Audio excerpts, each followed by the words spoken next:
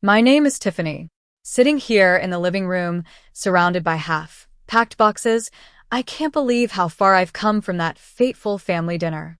It all started at an upscale restaurant in Chicago, a place full of chandeliers and fancy tablecloths. I was wearing a simple blue dress that I'd splurged on after weeks of overtime at my part-time job. I was just trying to blend in and survive another family get-together. My sister, Lily, who is 25, has always been the center of attention. She's beautiful, charismatic, and has a way with words that can charm anyone.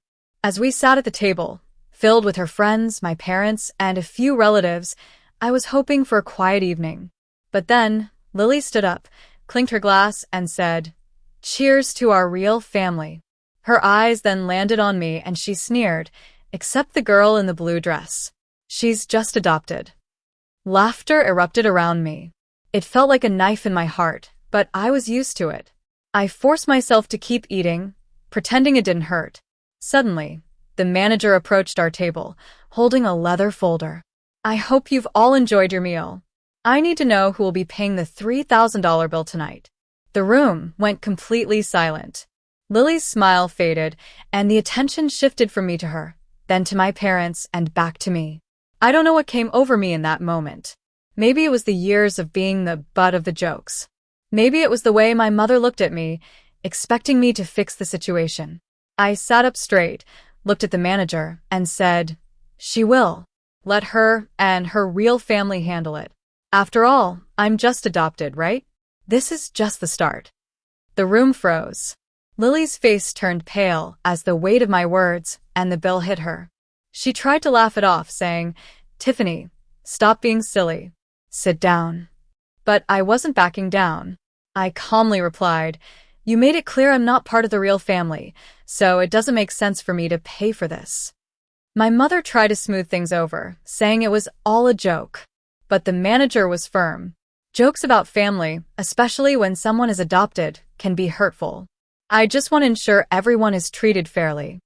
Lily insisted it was their way of joking, but I'd had enough. I reminded them of the countless times she'd made jokes about my adoption, like when I was 10 and she said my baby pictures didn't belong in the family album. My father finally spoke up, telling me I was making a scene, but I refused to shrink back. The manager then stepped in and offered to split the bill. My father decided to split it evenly between him and Lily, with my meal on his card. But I said, "No, put mine separate. I'll pay for myself. I'm here because I chose this family, and I need to know if the feeling is mutual." The rest of the dinner was tense. Desserts were left untouched, and the only thing that moved was the tension between us. On the way home, the car was filled with an uncomfortable silence. Lily finally burst out, saying I'd ruined her in front of her friends. My father told her she'd done it to herself by making that toast. After that night, things at home were never the same. The air was thick with uneasiness. I talked to my friend Ethan about it at a coffee shop. He helped me come up with a plan. First, set emotional boundaries. Second, achieve financial and physical independence. Third, decide what kind of relationship I wanted with my family. I messaged Lily to meet me at the park. I told her I was looking for an apartment and that I was done with the constant jokes about my adoption. She was shocked, saying I was leaving over a joke. I corrected her, saying it was a lifetime of such jokes. She admitted she didn't know how to stop, but I told her she had to learn if she wanted me in her life. The days after that were filled with small signs of change. I started packing my things, and every box felt like a step towards a new life. Lily's comments became more subtle, but I could still feel the tension. Then, my father announced a family meeting. I was nervous, but also determined. On the day of the meeting, I walked into the living room, which had been set up like a neutral zone. Lily was already there, impatiently bouncing her leg. My father started the meeting by saying things had been tense since the dinner. I took a deep breath and said it wasn't just about that one night. For years, I'd been treated like the outsider, the one who should be grateful. The jokes about my adoption had taught me that my pain was okay as long as it made others comfortable. At that, Lily started to explain her side.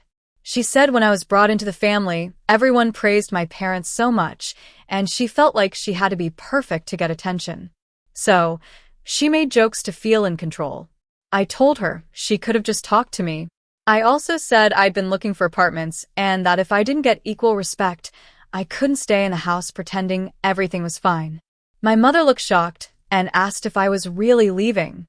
I told her I was leaving to protect myself because I couldn't heal while my worth was constantly being questioned under the same roof. My father closed his eyes for a moment and then slowly nodded. I knew this was a turning point, not just in this family dinner, but in my entire life. I was ready to build a life where I was no longer the extra, where I was truly valued.